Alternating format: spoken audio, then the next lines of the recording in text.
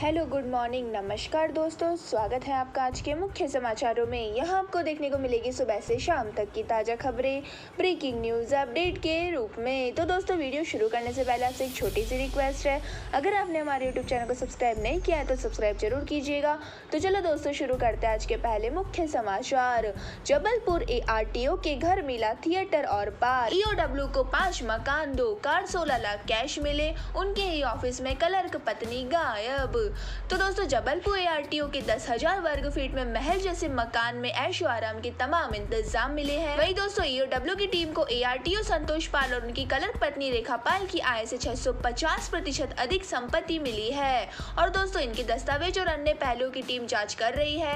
वहीं दोस्तों, आपको बता दें कि EOW के छापे की भनक ARTO को पहले ही लग गई थी, इसलिए उन्होंने कुछ बेशकीमती सामान दूसरी जगह शिफ्ट कर दिया है। वहीं दोस्तों, जब टीम गुरुवार देर रात छापा मारने पहुंची तो रेखा पाल घर में नहीं मिली। और दोस्तों, बता दें कि रेखा पाल ARTO ऑफिस में ही क्लर्क है। इसी के साथ दोस्तों, आपको जानकारी के लिए बता दें कि EOW की टीम ने संतोष पाल की कई संपत्ति की छानबीन शुरू कर दी है और EOW को 16 लाख रुपए नगद और सोना चांदी के जेवर मिले हैं। वहीं दोस्तों, ARTO ने शताब्दीपुरम स्थित घर में बेसमेंट के अलावा 3 माले भी है और EOW को प्राप्त शिकायत का सत्यापन निरीक्षक स्वर्णजीत सिंह धामी से कराया गया है। वहीं दोस्तों, जानकारी के मुताबिक EOW की कार्रवाई के दौरान ARTO संतोष पाल की पत्नी रेखा पाल घर में मौजूद नहीं थी। दोस्तों, टीम को आशंका है कि ARTO को द्वारा जरूरी दस्तावेज व सामान कहीं भेजकर छिपा दिया गया है और इन सभी बिंदुओं पर EOW की टीम जांच में जुटी हुई है। इसी के साथ दोस्तों, चलते हैं आज के अगले मुख्य समाचार की ओर। आतंकी हबीबुल बोला नूपुर को जिंदा रहने का हक नहीं। ATS से कहा देश में अपनी हुकूमत बनाए,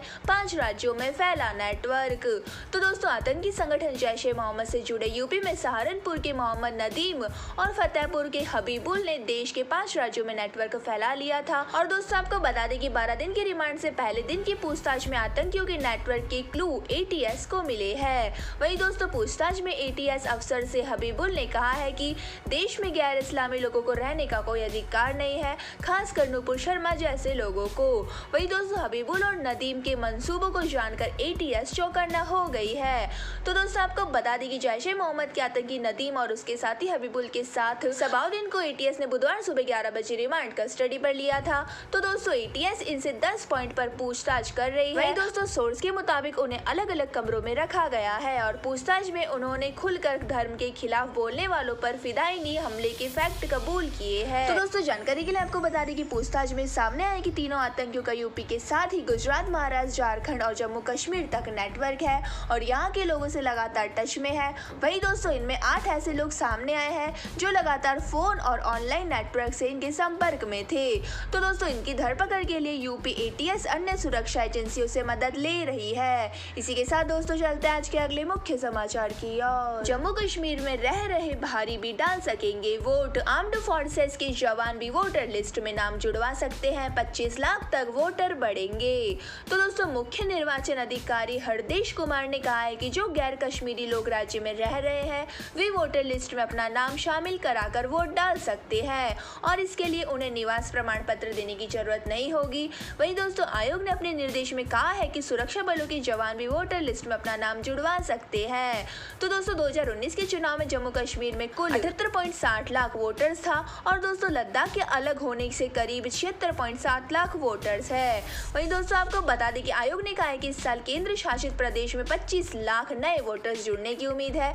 इसमें छात्र, मजदूर और अन्य सरकारी कर्मचारी शामिल होंगे। तो दोस्तों, 2019 में अनुच्छेद 370 हटाए जाने के बाद नाम जोड़ने की कवायद पहली बार की जा रही है और दोस्तों, यह काम 25 नवंबर तक पूरा हो जाएगा। इसी के साथ दोस्तों, चलते हैं आज के अगले मुख्य समाचार की ओर। जयपुर में पुजारी ने खुद को आग लगाई, मंदिर खाली करने का दबाव बना रही थी समिति, संत समाज बोला उग्र आंदोलन करेंगे। तो दोस्तों, आपको बता दें कि जयपुर में गुरुवार सुबह 5 बजे एक पुजारी ने खुद को आग लगा ली है। पुजारी ने विकास समिति के पूर्व अध्यक्ष मूलचंद मान के घर के बाहर जाकर लगाई है। तो दोस्तों, वह लगभग 60% जल गए हैं और आग लगाने वाले गिरिराज शर्मा शंकर विहार स्थित लक्ष्मी नारायण मंदिर के पुजारी है। तो दोस्तों, आगे की सूचना मिलने पर मंदिर में रह रहा पंडित का परिवार मौके पर पहुंचा और पंडित को बचाने की कोशिश की। वहीं दोस्तों, फिलहाल पंडित गिरिराज शर्मा का SMS अस्पताल के बर्न वार्ड में उपचार चल रहा है और पुलिस अधिकारियों ने आसपास लगे CCTV कैमरों को अपने कब्जे में ले लिया है। तो दोस्तों, आपको बता दें कि अस्पताल अस्पताल में भर्ती पंडित गिरिराज शर्मा ने बताया कि 5 से 6 लोग उसे कई समय से परेशान कर रहे थे। इसमें शंकर जोशी सहित कुछ लोग थे और यह चाहते थे कि पंडित परिवार के साथ यहाँ से चला जाए। तो दोस्तों आपको बता दें कि एडिशनल डीसीपी राम सिंह ने बताया कि पंडित गिरिराज शर्मा करीब 60% जल गए हैं और उनका इलाज एसएमएस के बर्न वार्ड में चल रहा है और पंडित के बयान लेने के लिए पुलिस अधिकारी को एसएमएस भेज दिया गया है। इसी के साथ दोस्तों चलते हैं आज के अगले मुख्य समाचार की ओर। ओडिशा में बारिश, बाढ़ से 4 लाख लोग प्रभावित। गुजरात के वलसाड़ में समुद्र में फंसे 10 मछुआरों का रेस्क्यू। छत्तीसगढ़ का आंध्र तेलंगाना से संपर्क टूटा। तो दोस्तों देश के कई राज्यों में बारिश का दौर जारी है। ओडिशा में 2 दिनों से हो रही भारी बारिश के कारण कई जिले बाढ़ से प्रभावित है। वहीं दोस्तों राज्य में बारिश बाढ़ के कारण 4.67 लाख लोग प्रभावित है। वहीं दोस्तों गुजरात के बनासकांठा में बुधवार को भारी बारिश से बनास नदी उफान पर आ गई है, जिसके चलते पालनपुर आबू रोड को एक तरफ से बंद कर दिया गया है। वहीं दोस्तों वलसाड़ के तट से करीब 13 नॉटिकल मील दूर समुद्र में फंसे 10 मछुआरों का रेस्क्यू किया गया है। वहीं दोस्तों दूसरी तरफ छत्तीसगढ़ में लगातार हो रही बारिश से शिवनाथ नदी उफान पर है, तो गोदावरी और शबरी नदी का भी जलस्तर लगातार बढ़ रहा है। और दोस्तों पिछले 9 दिनों से कोटा के रास्ते छत्तीसगढ़ का आंध्र प्रदेश और तेलंगाना से संपर्क टूटा हुआ है। वहीं दोस्तों हिमाचल में मानसून की बारिश से जान माल को भारी नुकसान पहुंचा है। तो दोस्तों आपको बता दें कि राज्य में बीते 39 दिनों में 200 लोगों से ज्यादा की जान सड़क हादसों, बादल फटने, बाढ़, भूस्खलन आदि से हो चुकी है। वहीं शिमला जिले में सबसे ज्यादा 34 लोगों की मौत हो चुकी है, जबकि 377 लोग घायल हुए हैं और 7 लोग लंबे समय से लापता है। इसी के साथ दोस्तों चलते हैं आज के अगले मुख्य समाचार की ओर। बंगाल में बन रहा दुनिया का सबसे बड़ा मंदिर 1000 करोड़ रुपए में हो रहा तैयार। भगवान कृष्ण विराजेंगे, जन्माष्टमी पर होगा भव्य आयोजन। तो दोस्तों दुनिया के सबसे बड़े मंदिर का निर्माण अब अंतिम चरण पर है। पश्चिम बंगाल के नदिया जिले में स्थित मायापुर में इस्कॉन मुख्यालय में साल 2009 में मंदिर का काम चल रहा है। तो दोस्तों 700 एकड़ में फैला यह परिसर दुनिया का सबसे बड़ा मंदिर होगा और अब तक सबसे बड़े मंदिर का तमगा कंबोडिया के अंगकोड़ा वाट के पास है, जो करीब 16 लाख वर्ग मीटर में फैला है। तो दोस्तों मायापुर में बन रहे मंदिर का उद्घाटन 2023 की होली पर प्रस्तावित था, लेकिन दोस्तों कोरोना के चलते निर्माण में हुई देरी के चलते अब यह 2024 तक संभावित है। और मंदिर की विशालता का अंदाज इसी बात से लगाया जा सकता है कि इसकी नींव 100 फीट की है, यानी जमीन से 10 मंजिला इमारत के बराबर। तो आपको बता दें कि यह दुनिया का सबसे बड़ा वैदिक मंदिर भी होगा, जहां सिर्फ भगवान रहेंगे। यहाँ 3 विशाल शिखर बनाए गए हैं। मुख्य शिखर राधा कृष्ण और पूर्वी शिखर नरसिंह देव का है। रोशनी से हवा तक के लिए प्राकृतिक व्यवस्था रहेगी। और दोस्तों 350 फीट ऊंचे मंदिर में 14 लिफ्ट लगाई गई है। और दोस्तों आमतौर पर प्लेटेरियम में ग्रह नक्षत्र दिखाते हैं, लेकिन श्री श्री मायापुर चंद्रोदय मंदिर में बन रहे प्लेटेरियम में सभी लोग के वर्चुअल दर्शन होंगे। और यहाँ स्थापित सुदर्शन चक्र 20 फीट का है, वहीं कलश 40 फीट ऊंचा। और इस मंदिर में लगने वाले टाइल्स राजस्थान के धौलपुर के साथ ही वियतनाम, फ्रांस, दक्षिण अमेरिका से आए हैं। इसी के साथ दोस्तों चलते हैं आज के अगले मुख्य समाचार की ओर। तमिलनाडु में हेड मिस्ट्रेस ने तिरंगा फहराने से किया इनकार। 15 अगस्त के कार्यक्रम में कहा, मैं क्रिश्चियन हूँ, तिरंगे को सलाम नहीं कर सकती।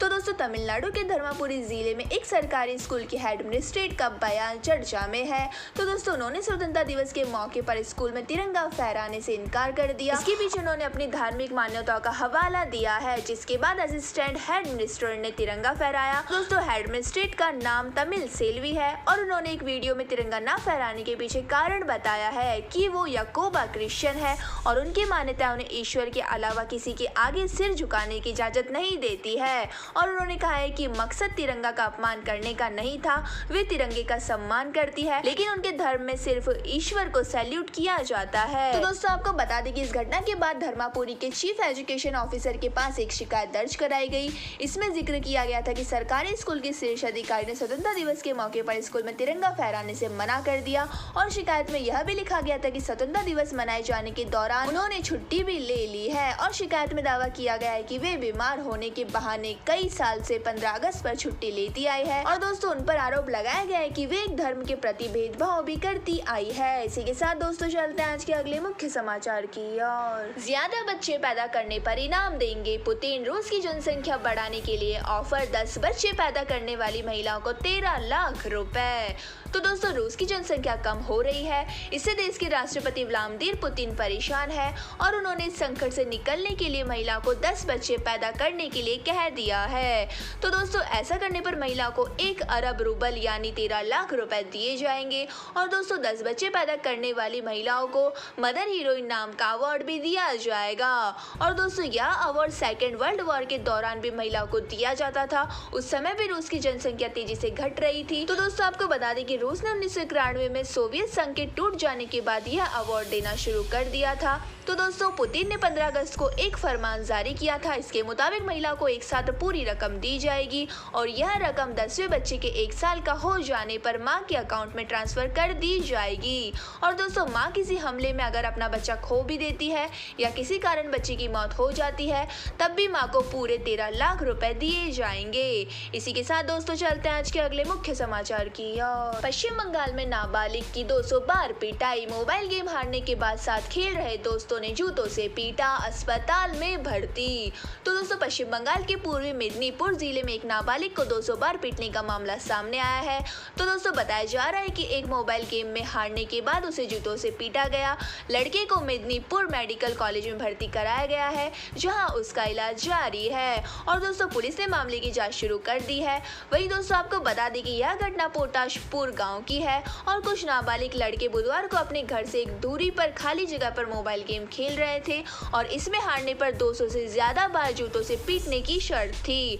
और दोस्तों सूत्रों का दावा है कि गेम हारने पर एक नाबालिग को जूतों से 200 बार से अधिक ज्यादा पीटा गया। तो दोस्तों आपको बता दें कि इस गेम का नाम और अभी जानकारी सामने नहीं आई है, लेकिन सूत्रों से पता चलता है कि इस खेल की एकमात्र शर्त यह है कि यदि आप हारते हैं तो आपको कई बार जूतों से पीटा जाएगा। यह 200 बार से भी ज्यादा हो सकता है। और दोस्तों पुलिस इस मामले की लगातार जाँच कर रही है। इसी के साथ दोस्तों चलते हैं आज के अगले मुख्य समाचार की ओर। जमशेदपुर में बैंक ऑफ इंडिया में छापा का कहकर मोबाइल रखवाए, शटर बंद कर भाग निकले।